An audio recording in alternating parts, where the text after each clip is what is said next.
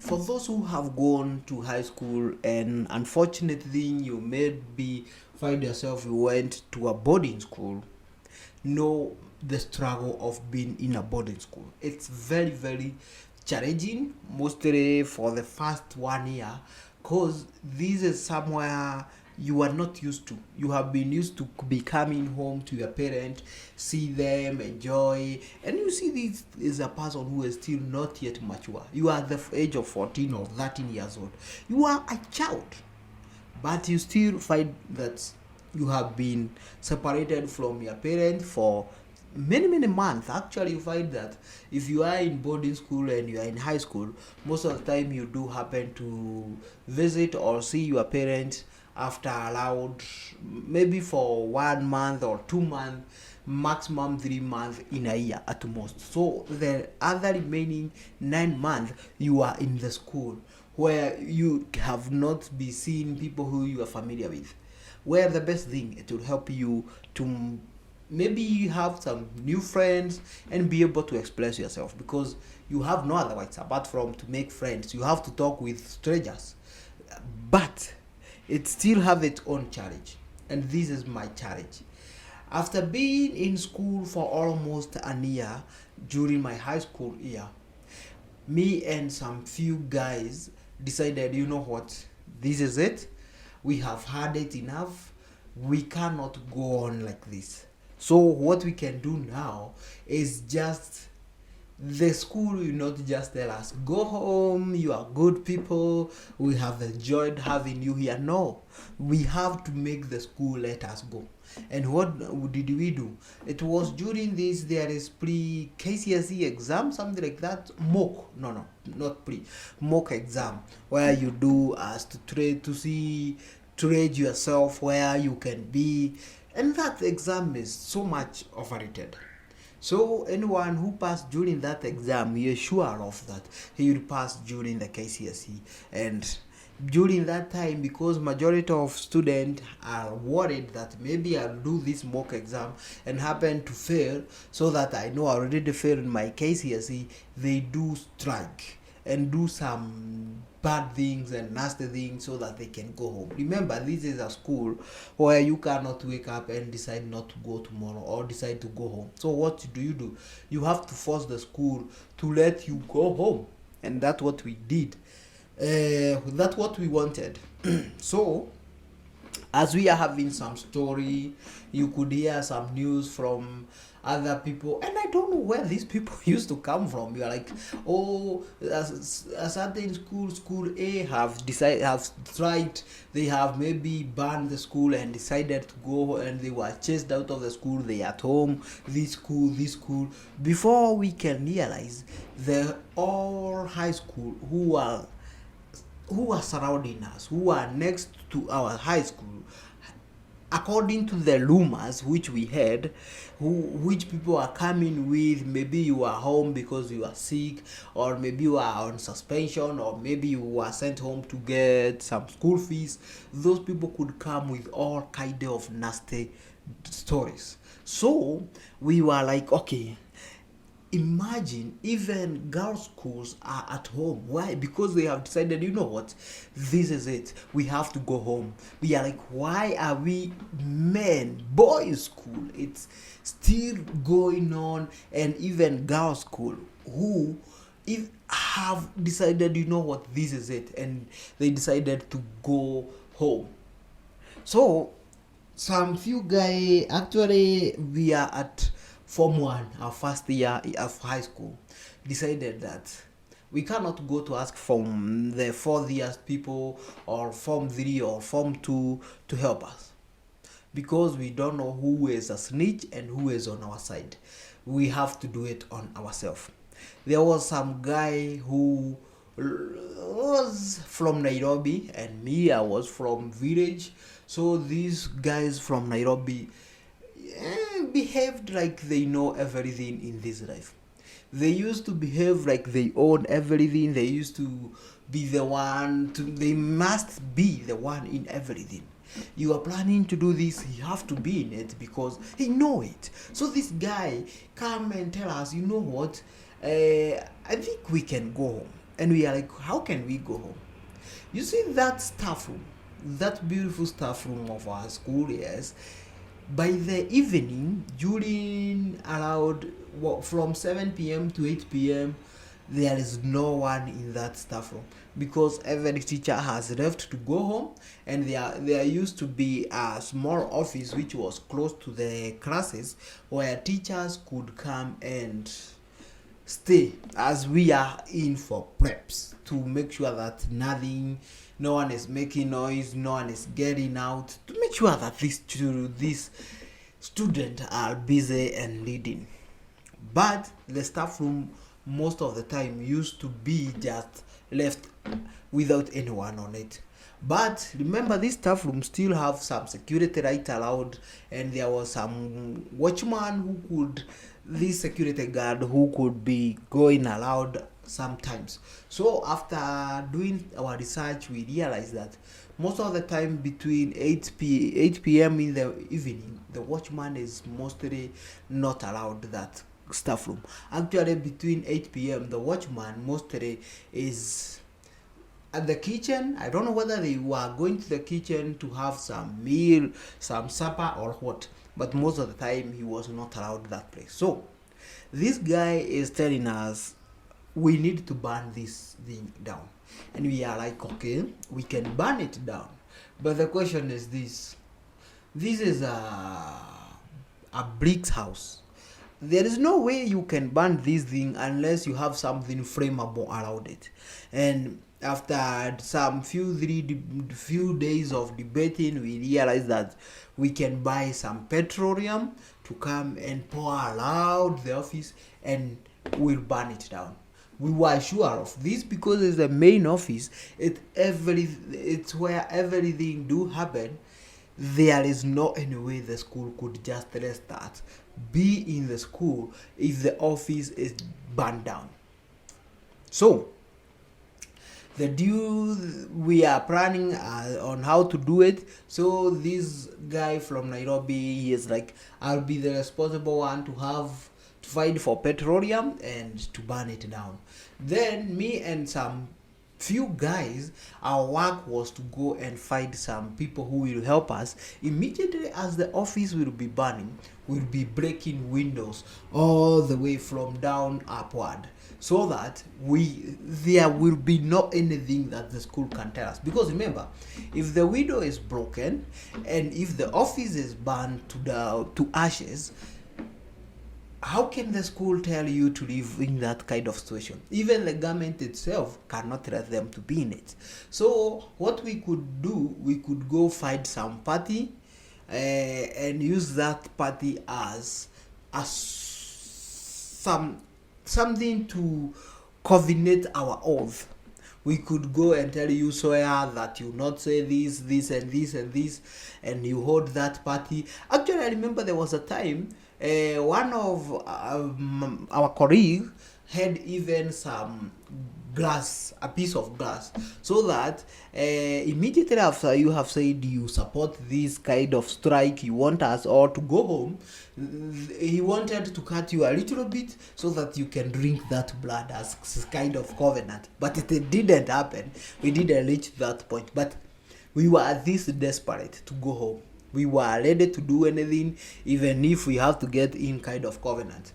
And let me tell you, the due day arrived, and by 8 p.m. we were sure of, by 9 p.m. we'll be already sent out of this school to go home and relax and have as long break as possible. Because remember, already today by 8 p.m. we are the time we have to actualize our dream. So actually, as I was coming in for evening preps, we used to have evening preps from 7 p.m. to allowed 4 p.m. in the evening, allowed 10 p.m. in the evening.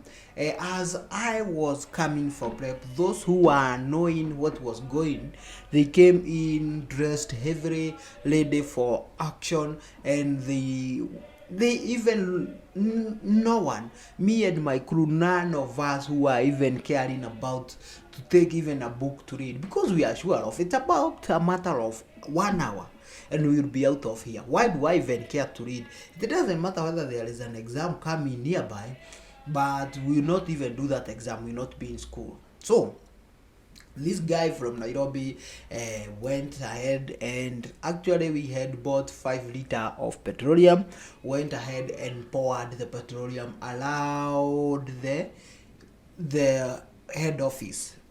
And upon finishing pouring the petroleum, maybe it's God, maybe I don't know what was happening. The guy realized he had forgotten the matchstick where he had kept it. So what did the guy do? He went back to get the matchstick. But as he went back to get the matchstick, as he is going back to the office so that he can light up the matchstick, actually he had already removed the stick itself, and he is ready to just light it and burn down the office. I don't know whether the deputy principal forgot something, or he was just like coming to office. Maybe he was bored to stay in the house. I don't know what happened, but that guy came back. The deputy principal came back and find some student behind the office, and he's like, what is this guy doing? I cannot tell you whether the principal asked the guy what you are doing or what, or he went ahead and apprehended him. But as we are waiting, and we are like, we have some 2 minutes. Actually, we had even those people who had crew had already stand waiting to hear some watchman making noise, fire, because the office will be on fire, and students ran out of that place all the way to the gate going home. We are not hearing anything. All of a sudden, we start seeing, or we see the head boy came in our class and called all the prefects. Do we have any prefect here? Yeah, come. Anyone who is a prefect, come. And we are like, why are these prefects being called? This is a time where the office was supposed to be burning. The guy who went to burn the office have not yet returned. The prefect has been called, and they used to be called for maybe a meeting, something like that. But most of them, when they are called for a meeting, they used to go actually in one of the lab to have their meeting. But this time round, they are called toward the office. Now that when we start realizing maybe our deal have gone wrong, maybe every plan we had has just not worked. But what can you do?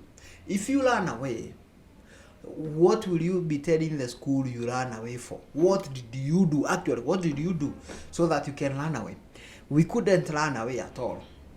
But you are sure of, we were sure of that. Our guy was caught up before he can burn it, because at this time the office should be burning, and we were sure of it's a matter of time before they can come for us.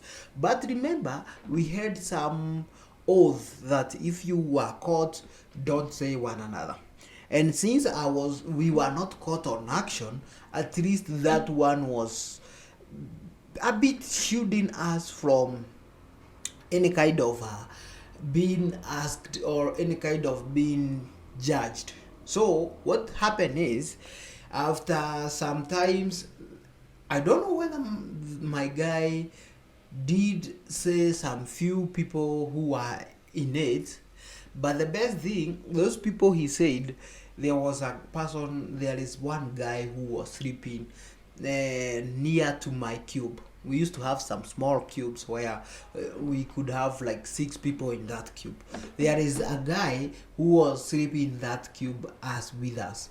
But this guy, I don't know how actually he was mentioned, but he was, yes, as part of us. But the issue with this guy is, he was those people who speak too much, who just want to be in everything. So being in that everything, I think maybe he went out telling people, and after people heard that someone was arrested trying to burn the office, that's when people start talking. Oh, I remember this and this guy was saying about people will be going home today. So I think he might be involved. You see, immediately something like that almost happened. The school could go down into an investigation mode. Every teacher, every prefect, whatever you have ever had, you have to tell us. Anyone who was looking a bit suspicious, maybe someone who was looking he have weird warmly, could be asked, he could be requested to come to the office so that he can be interrogated, because it seems that you had an idea. So that's what they did. This guy was interrogated, was called in the office. But remember, this was back around 2011, and at that time the school on that itself, in Kenya, punishing a student was not a crime. Maybe it was not supported by constitution, but it was a gray area. You can punish a student as far as you don't harm him so much. So immediately the guy reached the office, the deputy office, principal office. It's not like the deputy principal is asking, oh, how many were you in this strike? No. Before even he can talk to you, you have been caned. Like, you are like, now ask me anything, I'll tell you. And the worst thing is, this 20 minutes where we were waiting for the guy to burn the office and come back, and he has not come back, they have already called police officer. There were over 40 police officers in the compound of the school. They are there, and in the deputy principal office there were 4 police officers. So this time round, you are not being interrogated by your deputy principal. It's not your deputy principal caning you. No, it's police officer. And if you know a police officer, these people look like they are scared. I don't know whether it's a qualification for you to be a police officer in Kenya, but you have to look scary. So before even he can talk to you, he looks scared. He has already scared you off. Then he starts caning you, and what they are caning you with is some rubber, which the pipe which do transport gas. This pipe, Bunsen burner. Actually, it's a Bunsen burner. I don't know whether that was its name. That's what we used to call it. That is the thing he is caning you with. You will find, actually, you could receive like 10 of them. I can tell you this: if you receive 10 good Bunsen burner, you cannot sit down upright for the next 1 week, because the whole of your back will be in pain. That thing was that painful, and now you are receiving it from a police officer who have been caning people ruthlessly. Let's say this guy, after receiving some beating for like 5 minutes, he decided, let me talk.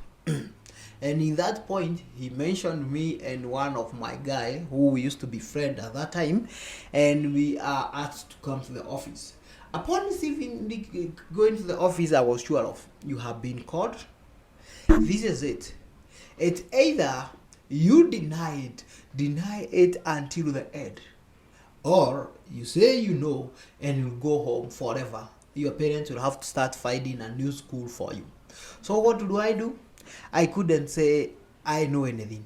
And before even we can enter the office, you remember those prefects I told you they were called from all the classes? We had a total of 50 prefects. They had prefect on this side and their deputy on this side. So you are passing in between them as if you are there to inspect guard of honor. And there is some police officer. You see, where before you can start walking through the prefect, there were 4 police officers in each side, to make sure that before you can reach to the office, maybe you can think of something and decide to run away. There were nowhere to run away. You are passing by that place. That time you are like, this is my death. This is it. It's end of me. It's like you are going for execution. We pass in through my prefect as if we are having guard of honor and reach the office. Upon entering the office, we find this guy who have mentioned me and my friend sitting there crying like a little baby. And to see a man crying like a little baby, it's not a joke. The deputy principal that time, he had was so angry to an extent he could scare you away. Like, just if you could watch him, you'd be like, oh, I'm done, this is it.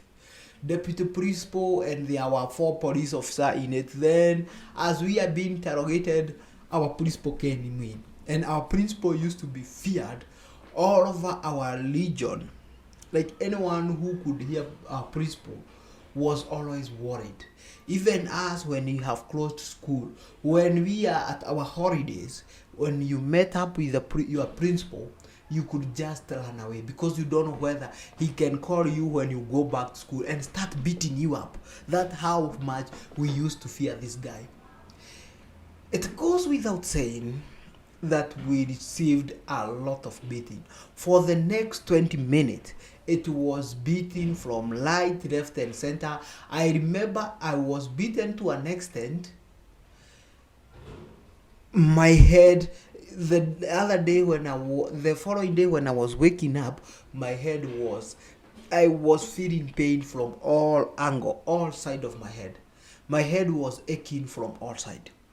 But the best thing, this guy who called us to the office didn't have any information.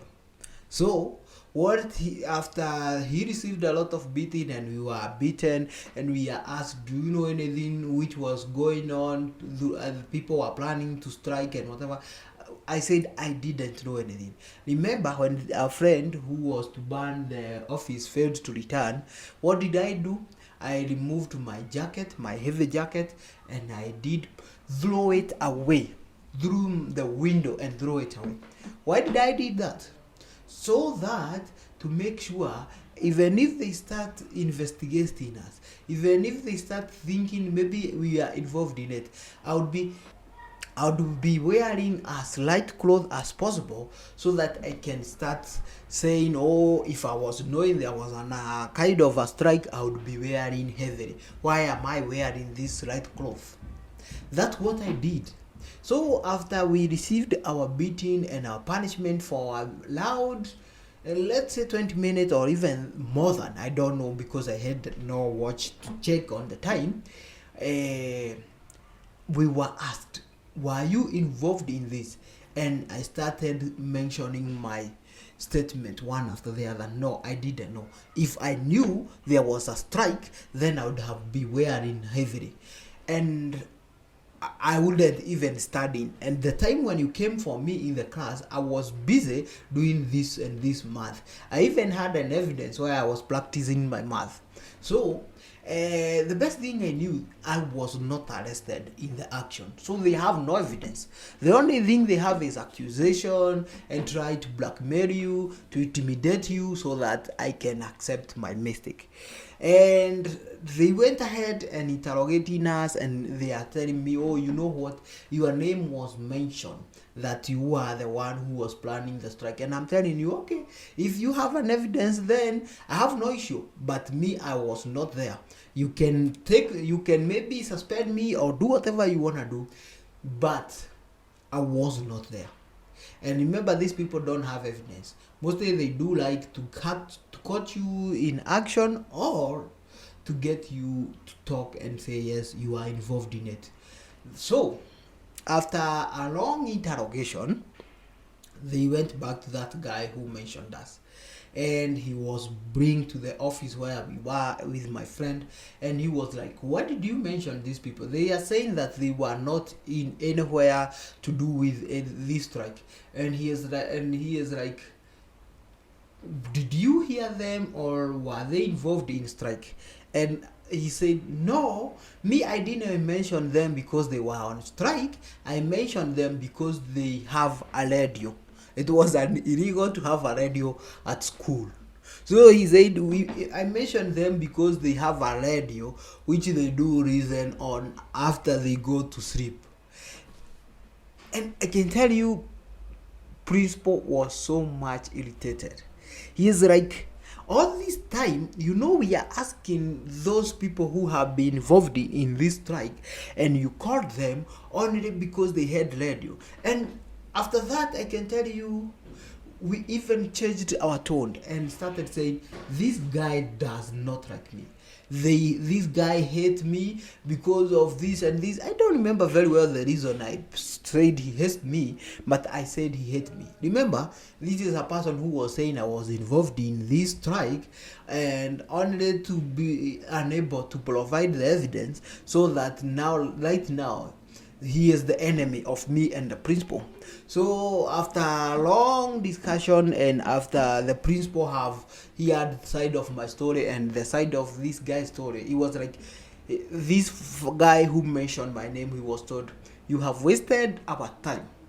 Right now we cannot be able to get anyone else who was involved in this strike, and since we don't have any concrete evidence that also you are involved in this strike, the guy was suspended for 2 weeks to go home and come back with a parent.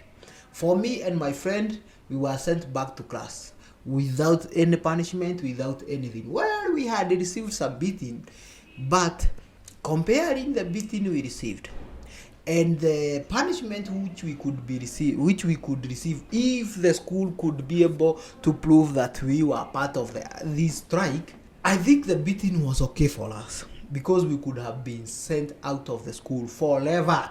We couldn't even go to that school, and in Kenya we do call it G.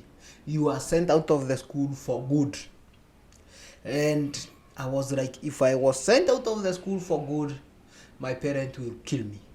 So it better be beaten by principal. Allowed after 1 week of that, the principal could still be trying to track down whether me and my friend were involved in any of that, but he had no evidence. And there is no way he could send us out without evidence.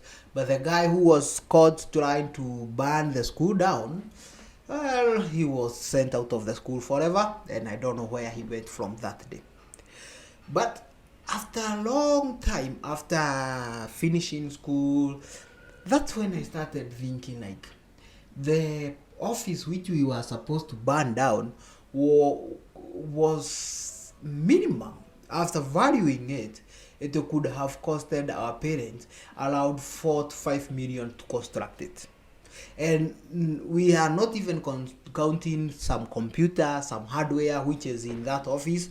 So minimum we could our parents could spend, it could be 5 million to construct that. Remembering how my parents were struggling at that time to put me to school, to pay even school fees, I do say thanks to God that the office didn't burn down. I do say thanks to God that this guy who was to burn the office forgot about the matchstick. Because it doesn't matter whether I could be caught on it. If the office could be burned down, I was sure of I wouldn't study anymore. Not because I was chased out of the school.